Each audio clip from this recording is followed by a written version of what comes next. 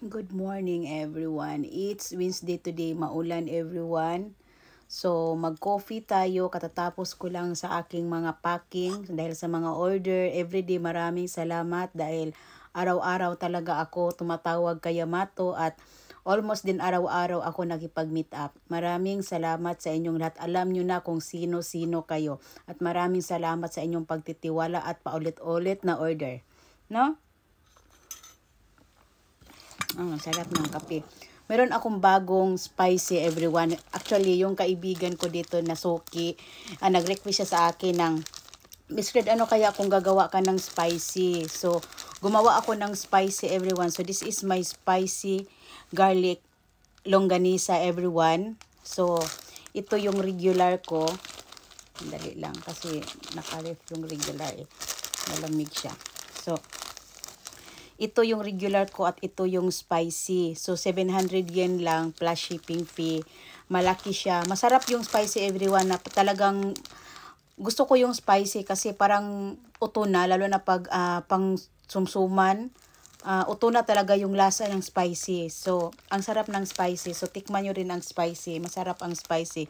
700 yen lang plus shipping fee. Add lang kayo ng shipping fee everyone. Gusto ko lang talaga na ipaalam sa lahat dahil handmade naman itong mga gawa ko at mura lang. Talagang sulit sa sarap, sulit sa lasa dahil as I said, hindi naman ako nagtitipid sa aking mga ricados dahil ako din, mahilig ako sa pagkain to. So, talagang masarap talaga ang mga gawa ko. So, this is our spicy and this is our regular. No?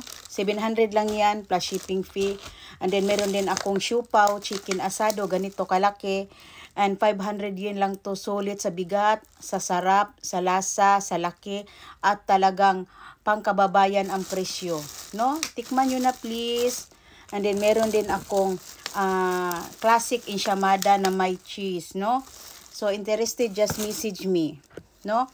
Talagang iano ko everyone yung iklaruhin ko lang talaga dito everyone dahil last week talagang it's so sad talaga dahil meron akong naging customer dito na nag-order siya ng worth 1,700 yen na items na longganisa, isang siupaw, isang ensaymada, 1,700 yen at talagang nagalit pa siya sa akin dahil akala daw niya free shipping. So ako naman talaga sa mga nagbabasa ng comment niya, maraming nag-react din at nag-message sa akin na nagsabi sa akin na ang bait mo hindi mo inaway. Kung ako nun, aawayin ko yun. No? Hindi, no need na kaawayin ko yun. Dahil talagang sa mga sinasabi pa lang niya, hindi na kailangan patulan. No? At talagang, ito lang talaga klaruhin ko na hindi po free shipping ang mga paninda ko dahil mura lang din naman to at alam ko din naman talaga na pag ma-receive niyo yung mga order ninyo dito like siupaw, longganisa, ensaymada galing sa akin, matutuwa kayo at talagang ma-enjoy nyo talaga. Dahil you know what? Yung ingredients nito at yung sarap at yung laki talagang hindi kayo magsisisi.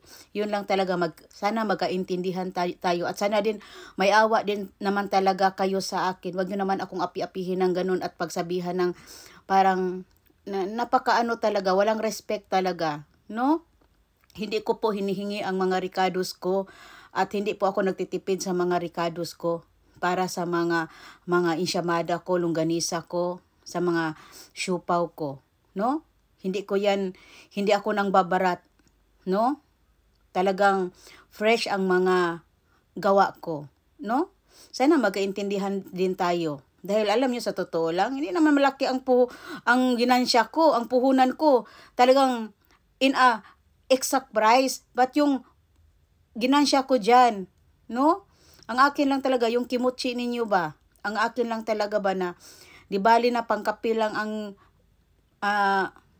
ginansya ko, at least ma-enjoy nyo ang pagkain nyo, no? Ma-enjoy natin yung pagkain natin, no? Yun lang talaga ang akin everyone. Sana itong mga kababayan kong iba dito, hindi naman lahat, dahil kunti lang naman sila, dahil marami naman akong customer na may awa sa akin.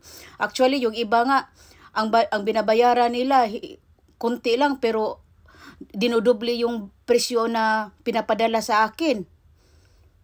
Bless you more all. Dinagdagan nila yung mga binabayad nila sa akin.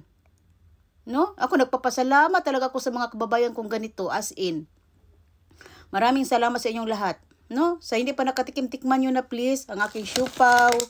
Hindi kayo magsisisi sa 500 na ganito kalaki, mabigat. Pag mahawakan nyo, ang bigat ng siupaw ko dahil hindi yan tinipid sa sa laman. And then 700 longganisa. Oh, tikman nyo. Dahil yung mga gawa ko, I have originality. No? Hindi ako nagtitipid. No? So, masarap ang gawa ko. Masarap talaga ang mga gawa ko. No? So, yan lang talaga everyone. And let's have a blessed day always. No?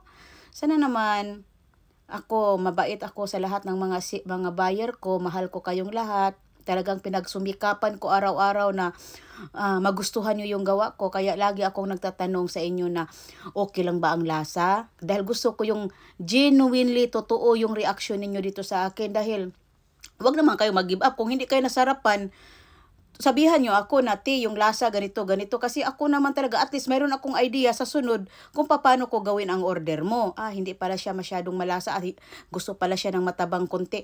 So at least may knowledge ako. Dahil ako lang din naman gumagawa nito, hindi naman to factory. Nakimitiro yung mga ingredients na ilalagay. Yun lang. Tsaka, kayo ang nagtuturo sa akin kung paano ko the more gawin ang product ko. Kaya kailangan ko talaga yung mga genuine ninyong mga comment. Pero marami sa inyo talaga nasarapan. Kaya alam ko talaga masarap ako. Masarap yung mga gawa ko. Alam ko yan. Dahil si Kuya Haman yun, na-obsess yan sa akin. Hindi yan na-obsess sa akin. Na-obsess sa luto yan. Diba? So, have a blessed morning and kisses everyone. Hayaan nyo na yung mga nangapi kay Ate Red dahil marami naman kayo nagmahal sa akin. Huwag tayong focus doon sa mga insekto. Focus tayo sa nag-fertilize sa buhay natin, yung nagbibigay ng growth sa atin. Dahil yung mga insekto na sa buhay natin, they're just trying to stop our growth. Hindi natin yan pansinin. Dapat hindi natin yan pansinin at hindi na yan natin bintahan. Yun lang.